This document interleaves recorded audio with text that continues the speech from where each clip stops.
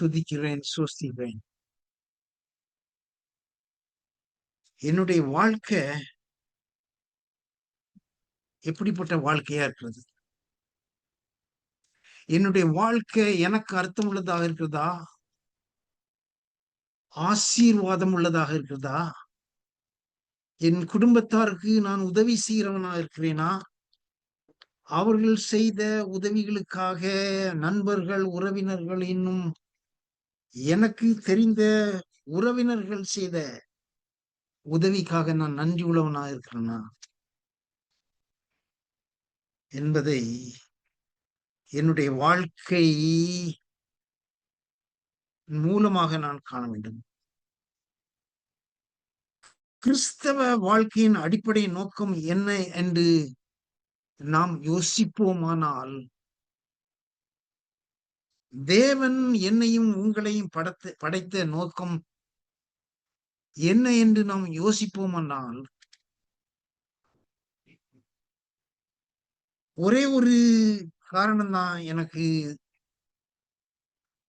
என்னுடைய அறிவுக்கு தெரிகிறது. அதை நான் இந்த சாயங்காலத்திலே உங்களோடு சேர்ந்து பகிர்ந்து கொள்ள விரும்புகிறேன். தேவன் என்னை படைத்த அடிப்படை நோக்கம் அவருடைய நாமத்தை மகிமைப்படுத்துவது.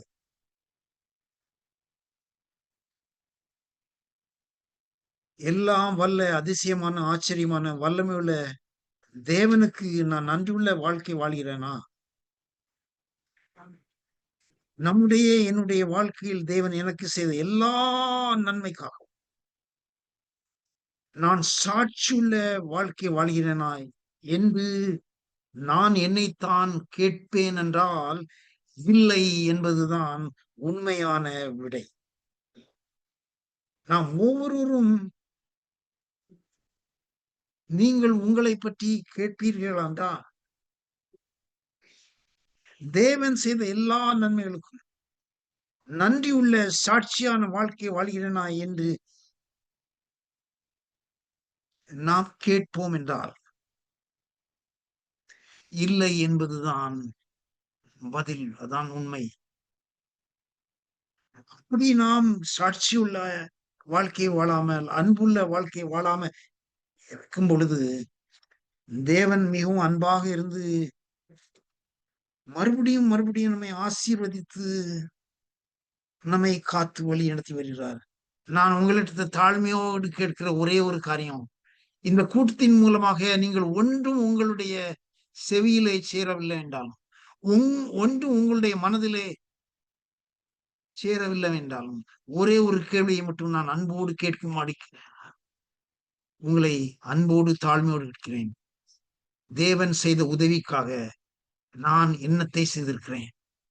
தேவன் என்னால் எனக்கு செய்ய முடியாத உதவிக்காக, நான் எனக்கு செய்ய முடியாத நன்மைக்காக தேவனுக்கு நான் என்ன செய்திருக்கிறேன் என்பதை தயவு செய்து நாம் ஒவ்வொருவரும் அனுதினமும், ஒவ்வொரு வாரமும், ஒவ்வொரு மாதமும் நமக்கு சிந்தனை வரும்போதெல்லாம் இதை நாம் கேட்போம் என்றால், நம்முடைய அனுதின வாழ்க்கை நமக்கும் மற்றவருக்கும் ஆசீர்வாதமாகவும், தேவனுக்கு நாம் நன்றியுள்ள வாழ்க்கை வாழ அது உதவியாக இருக்கும் என்பதுல எந்த விதமான சந்தேகமும் இல்லை.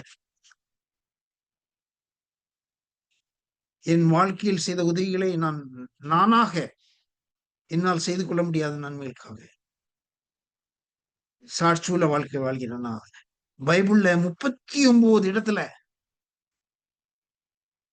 சாட்சியாக இருக்க வேண்டும், விட்னஸிங் பண்ண வேண்டும், டெஸ்டிஃபை பண்ண வேண்டும். டெஸ்டிஃபைட் இந்த வார்த்தைகள் 39 தடவை வருவதாக நான் அறிந்தேன். சங்கீதம் 31ஆம் அதிகாரம் 3ஆவது வசனத்துல, எனக்கு வழிகாட்டி என்னை நடத்தும் என்று நாம் மனதுருகி ஜெபித்தால், தேவன் நம்மளை வழிநடத்த வல்லவராயிருக்கிறார். ஆடுகளுக்கு மேய்ப்பன் வழிகாட்டுவது போல, குருடரை பார்வையுள்ளவர்கள் வழிகாட்டுவது போல, பேதமைகளை அறிவுள்ளவர்கள் வழிகாட்டுவது போல, பலவீனரை பலம் உள்ளவர்கள் வழிகாட்டுவது போல, பெரியவர்களும் வல்லமை உள்ளவர்களும் அறிவாளிகளும் அந்தந்த நாட்டையும் அந்தந்த நாட்டை சேர்ந்தவர்களையும் வழிநடத்துவது போல எல்லாம் வல்ல அதிசயம் நிறைந்த தேவன் உங்களையும் என்னையும் வழிநடத்த காத்துக் கொண்டிருக்கிறார். அவர் ஆவல் உள்ளவராயிருக்கிறார். நமக்கு உதவி செய்தவர்களை, நன்மை செய்தவர்களை, வாழ்க்கையில் முன்னேற உதவியவர்களை, நமது உறவினர்களை, நண்பர்களை, அவர்கள் செய்யும் நன்மையை செய்யும் பொழுது நாம் எப்படி அவர்களிடத்தில் நமக்கு செய்த நன்மைக்காக அவர்களோடு எவ்வளவு மரியாதையை செலுத்துகிறோம்.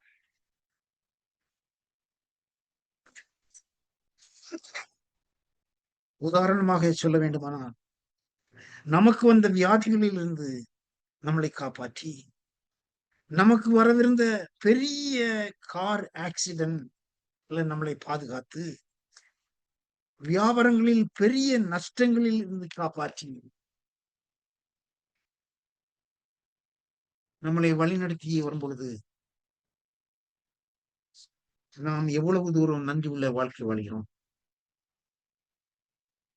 நான் இந்த கூட்டத்தில தேவன் எனக்கு செய்த உதவிகளை சொல்ல விரும்புகிறேன். ஆனாலும் எல்லா நன்மைகளையும் நான் கூறுவேனானால் சமயம் போதாது. எனவே என்னுடைய வாழ்க்கையில் செய்த சில நன்மைகளை மட்டும் சொல்ல விரும்புகிறேன். காலம் குறுகிய காலமா இருக்கிறதுனால ஒரு 7, 8 வருஷத்துக்கு முன்னால எங்க வீட்டுல எங்களுடைய அடுப்பு, ஸ்டவ், அவன் மாற்ற வேண்டிய நிலைமை வந்தது. அப்பொழுது நான் புதிய ஸ்டவ், அவன் ஆர்டர் பண்ணி மாட்டணும்னா ஒரு ஸ்பானிஷ்காரனுக்கு கூப்பிட்டேன். எனக்கு அந்த கனெக்ஷன் கொடுக்கறது தெரியல. ஏன்னா கேஸ் கனெக்ஷன்லாம் கொடுக்கணும், கேஸ் பைப்ஸ கனெக்ட் பண்ணணும், எலக்ட்ரிக்கல் இதை பண்ணிடலாம். அது மிகவும் குளிர் நிறைந்த காலமாக இருந்ததுனால அன்றைக்கு லேசா மழை பெய்து எங்களுடைய டிரைவே எல்லாம் ஐஸா மாறினால அந்த ஸ்பானிஷ்காரன் அவனுக்கு நடக்கிறதுக்கு கஷ்டமா இருந்ததுனால அந்த டிரைவேல எல்லாத்தையும் சால்ட், கிரானியூல் சால்ட், கல் உப்பு போட சொல்லி கேட்டான். நான் வீட்டுல இந்த கல் உப்பு பேக்க அவனுடைய கையில எடுத்து கொடுத்துருக்க வேண்டியது. அவன் கையில எடுத்து கொடுக்காம நான் கொஞ்சம் கொஞ்சமா போட ஆரம்பிச்சேன். அவ்வளவு ஸ்ட்ராங்கான ஷூ என்னுடைய காலில் கிடையாது. ஸ்னோ, ஐஸ் எதிர்கொள்ளும் ஷூ போடாம நான் கொஞ்சம் கொஞ்சமா ஸ்ப்ரிங்கிள் பண்ண ஆரம்பிச்சேன். எங்களுடைய டிரைவே டவுன் ஹில் மாதிரி இருந்தனால வழுக்கி விழுந்தேன். விழுந்த எனக்கு முதுகுல பெரிய அடி. அந்த அடி என்னுடைய தலையில பட்டிருந்தா எப்படி இருந்திருக்கும் என்று நான் யோசித்தது. என்னுடைய வாழ்க்கையில நான் இன்று முதல் நன்றியுள்ள வாழ்க்கையை வாழ வேணும் என்று நான் தீர்மானித்தேன். என்னுடைய தலையில அதிக முடியலும் கிடையாது. அடிபட்டு இருந்துச்சுன்னா நிறைய ஆக்சிடென்ட் கீழே விழுந்து ஆட்கள் அடிபட்டு தலையில அடிபட்டு அவர்களுக்கு நிகழ்ந்த ஆக்சிடென்ட் காரணமாக அவர்களுக்கு எழுந்த முறிவுகளும் சாவுகளையும் செய்தியில பார்க்கும் பொழுது தேவன் என்னை ஆச்சரிய அதிசயமாக காப்பாற்றினாரே என்று அவருக்கு உண்மையுள்ள வாழ்க்கை வாழணும், நன்றியுள்ள வாழ்க்கை வாழணும் என்று என்னுடைய மனதிலே தீர்மானித்தேன். மேலும் ஒரு தடவை ஹோம் டிப்போக்கு சென்று எங்க வீட்டு பேஸ்மெண்ட் விண்டோஸ்க்கெல்லாம் ஈகிராஸ் விண்டோ செய்யணும் என்று கவுண்டி சொன்னதுனால ஈகிராஸ் விண்டோ செய்யறதுக்கு 2 மூட்டை சிமெண்ட் வாங்கணும்னு சொன்னான் அந்த ஸ்பானிஷ்காரன். அவனுடைய மகனை கூட்டிட்டு நான் ஹோம் டிப்போக்கு சென்று திரும்பி வரும்பொழுது அந்த சிமெண்ட் பாக்கெட்டை நானும் அந்த ஸ்பானிஷ்காரன் மகனும் தூக்கி கொண்டு என்னுடைய கார் பக்கமாக வந்தோம். நான் பின்புறமாக நடந்து வந்தேன். பின்னால் ஒரு பெரிய சிமெண்ட் பிளாக் இருந்துச்சு. அதை தட்டி கீழே விழுந்தேன். அந்த ஸ்பானிஷ்காரன் மகன் வந்து என்னை தூக்கி விட்டான். அந்த நேரத்துல என் தேவன் அதிசயமாக, ஆச்சரியமாக தலையில அடிபடாம முதுகுலையும் கையிலையும் மட்டும் அடிபட்டு சின்ன காயத்தோட காப்பாத்தினார். இன்னும் ஒரு நாள் எங்களுடைய வீட்டுக்கு பின்னால கார்டனிங் பண்றது எனக்கு ரொம்ப இஷ்டம். சம்மர் டைம்ல, ஸ்ப்ரிங் டைம்ல, குளிர் தொடங்குறதுக்கு முன்னால கார்டனிங் செய்யும். அப்போ எங்க வீட்டுல பின்பாகம் டவுன் ஹில் மாதிரி வந்துச்சு. அதுல பாவக்காய் ஒரு இடத்துல போடுவேன். அந்த இடத்துல தான் வருஷம் வருஷம் போடுறது உண்டு. அந்த இடத்துல நடந்துகிட்டு இருக்கும்போது டவுன் ஹில் 2 தடவை விழுந்திருக்கும். அந்த ஞாபகமும் இல்ல, அந்த அறிவும் இல்ல. மறுபடியும் கீழே விழுந்தேன். பக்கத்துல பெரிய பெரிய வெட்டி போட்ட மரங்கள் எல்லாம் இருந்துச்சு. ஆனாலும் அது தலையில அடிபடாம ஆண்டவர் அதிசயமா காப்பாத்தினார். இப்பொழுது ரீசெண்டா 4வது தடவை வீட்டுல நான் காலையில வேலை செய்யறதுக்கு போறதுக்கு இந்த அலாரம் வைத்து எழும்பி 5:15 5:30 எழும்பியாச்சு. எழும்பி கொஞ்ச நேரத்துல ஒரு மாதிரி ஆயிடுச்சு. என்ன ஆச்சுன்னு தெரியாது. ஒத்தடார்ன்னு கீழே விழுந்திருக்கேன். கீழே விழுந்தது கூட எனக்கு தெரியாது. எப்படி விழுந்தேன், எதனால விழுந்தேன்ங்கிறது காரணம் எனக்கு தெரியாது. தன்னறிவு வந்து எழும்பும் பொழுது கையில பெரிய ஏதோ கண்டுபிடிக்குது. எப்படி இது என்னுடைய கட்டில்ல வந்துச்சு பார்த்தா பெரிய அது வேக்யூம் கிளீனர் பிடிச்சுக்கிட்டு இருக்கேன்.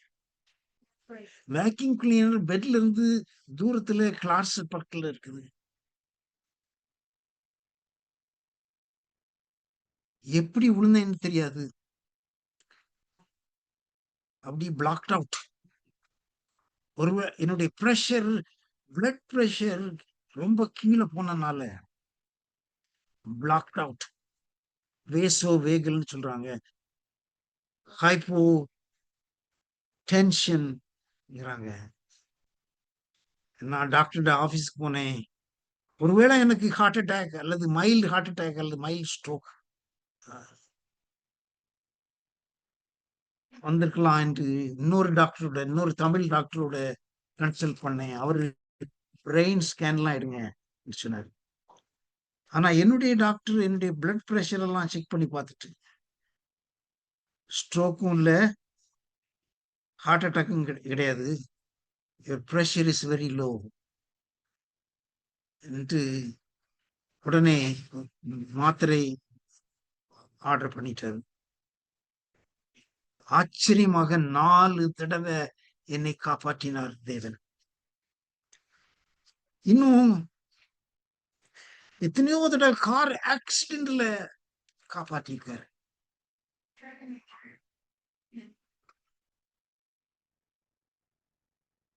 அதிசயம். இது என்னையால செய்ய முடியாது, என்னுடைய கண்ட்ரோல்ல இல்ல.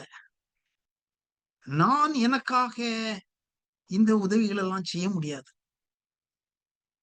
இந்த நன்மைகள் தீமை வந்தும் அத பனி போல மாற்றி ஆச்சரியம் அதிசயமாக காத்த தேவனை நான் எப்படி நன்றியுள்ள வாழ்க்கை வாழ்வேன், எப்படி நான் சாட்சியுள்ள வாழ்க்கை வாழ்வேன் என்று பல வார ஆண்டு பல நாட்களிலே என்னுடைய அனுதின வாழ்க்கையும் நன்றியுள்ள வாழ்க்கையாக தேவன் எனக்கு செய்த நன்மைகளை குறித்து மற்றவர்களுக்கு சாட்சி கொடுக்கும் வாழ்க்கையாக வாழ வேண்டும் என்று தீர்மானித்தேன். இந்த கூட்டத்துல தேவன் செய்த நன்மைகளை உங்களோடு பகிர்ந்து கொள்ளும் பாக்கியத்தை கிடைத்த பெரிய தயவுக்காக தேவனுக்கு நான் மறுபடியும் நன்றி சொல்ல கடமைப்பட்டிருக்கிறேன். நீங்களும் நானும் நமக்கு வந்த ஆபத்துகளில் இருந்தும், நமக்கு வந்த வியாதிகளில் இருந்தும், நமக்கு வர இருந்த ஆக்சிடென்ட்ல இருந்தும் நம்மை காத்து வழித்த தேவனுக்கு நன்றியுள்ள வாழ்க்கையை வாழ்வோமோ? நன்றியுள்ள வாழ்க்கையை வாழவிட்டால் நம்முடைய வாழ்க்கை அர்த்தமில்லதா காணப்படும். அப்போஸ்தலர் 1 அதிகாரம் 8 வசனத்துல கடைசி பாகம் எப்படி சொல்லுகிறது? பூமியின் கடைசி பரியந்தம் எனக்கு சாட்சிகளாக இருப்பீர்கள் என்றார். நானும் நீங்களும் சாட்சியுள்ளவர்களாக காணப்படுகிறோமா என்பது நீங்களும் நானும் நம்மை பற்றி கேட்க வேண்டிய இது கேள்வியா இருக்குது. சங்கீதம் 31:3 சங்கீதம் 31:3 உமது நாமத்தின் நிமித்தம் எனக்கு வழிகாட்டி என்னை நடத்தியவன். நாம் ஒவ்வொரு நாளும் அப்படி கேட்கிறோமா? கேட்கணும்.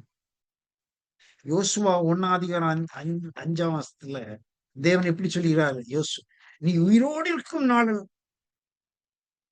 ஒருவனும் உனக்கு முன்பாக எதிர்த்து நிற்பதில்லை. நான் மோசையோடு இருந்தது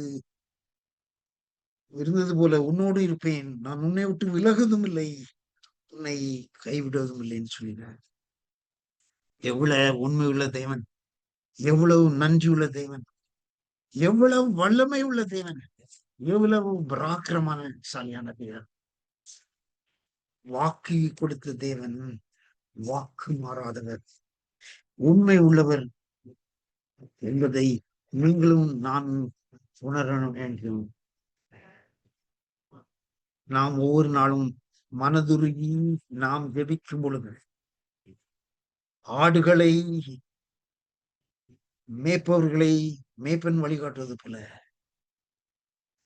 குருடரை பார்வையாளர்கள் வழி நடத்துவது போல தேவன் உங்களையும் என்னையும் காத்து வழி நடத்த வல்லமை உள்ளவராக இருக்கிறார். எனவே தேவன் செய்த உதவிகளை, நாம் நமக்காக செய்ய முடியாத உதவிகளை, நாம் நமக்காக செய்ய முடியாத ஆசீர்வாதங்களை நாம் எண்ணிப்பார். நாம் நன்றியுள்ள வாழ்க்கை வாழ்வோமா? வாழணும் என்பதுதான் தேவனுடைய ஆசையாக இருக்கிறது. இன்னும் கடைசியாக நான் ஒரு வசனத்தை சொல்லி முடிக்க விரும்புகிறேன். மத்தேயு 10 அதிகாரம் 32 33 எடுத்தவர்கள் தயவு செய்து வாசிங்க. மத்தேயு 10 அதிகாரம் 32 மனுஷர் முன்பாக என்னை அறிக்கை பண்ணுகிறவன் எவனோ அவனை நானும் பரலோகத்தில் இருக்கிற என் பிதாவின் முன்பாக அறிக்கை பண்ணுவேன். மனுஷர் முன்பாக என்னை மறுதலிக்கிறவன் எவனோ அவனை நானும் பரலோகத்தில் இருக்கிற என் பிதாவின் முன்பாக மறுதலிப்பேன். வாஸ்த வசனம் தெளிவாக சொல்கிறது. நாம் தேவன் நமக்கு செய்த நன்மைகளை நாம் மனுஷருக்கு முன்னால் நாம் சொல்லாவிட்டால் தேவன் நம்மை பற்றி பிதாவும் அறிக்கையிட மாட்டேன்னு சொல்றாரு. நாம் போதும் என்ற மனசே பொன் செய்யும் மருந்து என்பது போல நமக்கு இருக்கிற ஆசீர்வாதம் போதும் என்று இருக்கிறோமா? அல்லது நமது பக்கத்து வீட்டுக்காரங்களை பார்த்து இந்த ஆள் பெரிய விலையுயர்ந்த அழகான கார் வச்சிருக்காரு, அந்த கார் எனக்கு இல்லையே. அல்லது நாம் கல்யாண காரியங்களுக்கோ மற்ற வேலைக்கு போகும்போது மற்றவங்களை ரொம்ப விலையுயர்ந்த அழகான ட்ரெஸ் போட்டு சூட்டும் சேரியும் காஞ்சிருக்கிற சேரியும் போட்டுருக்காருல்ல, அவங்கள பார்த்து நம்ம பொறாமை கொள்கிறோமா? தேவன் நமக்கு நம்முடைய மானத்தை, நம்முடைய மரியாதையை காப்பாற்ற தந்த உடையை வைத்து நாம் சோஸ்திரம் சொல்லுகிறோமா? அல்லது இந்த மாதிரி இவங்க விலையுயர்ந்த ஹோட்டல்ல போய் சாப்பிட்டு வந்தேன்னு சொல்றாங்களே, நம்மளுக்கு அந்த மாதிரி சாப்பாடுகளை சாப்பிட முடியல, என்று வருத்தப்படுறோமா, பொறாமைப்படுகிறோமா, அல்லது நமக்கு இருக்கிறது போதும் என்ற மனதோடு வாழ்கிறோமா என்பதை நீங்களும் நானும் கேட்க வேண்டிய கேள்வியாக இருக்கிறது. நாம் அப்படி நமக்கு தேவன் அருளிய ஆசீர்வாதங்கள் போதும் என்று இருப்போமானால் ஒவ்வொரு நாளும் சமாதானம் உள்ள வாழ்க்கையா இருக்கும். ஒவ்வொரு நாளும் சந்தோஷம் உள்ள வாழ்க்கையா இருக்கும். ஒவ்வொரு நாளும் ஆசீர்வாதமான வாழ்க்கையா இருக்கும் என்பதுல எந்த விதமான சந்தேகமும் இல்லை. தேவன் தாமே அப்படிப்பட்ட நல்ல வாழ்க்கையை உங்களுக்கும் எனக்கும் தந்து நாம் தேவனுக்கும் நம்மை சார்ந்தவர்களுக்கும் நன்றியுள்ள சாட்சியுள்ள வாழ்க்கை வாழ நம்மளை வழி நடத்துவாராக.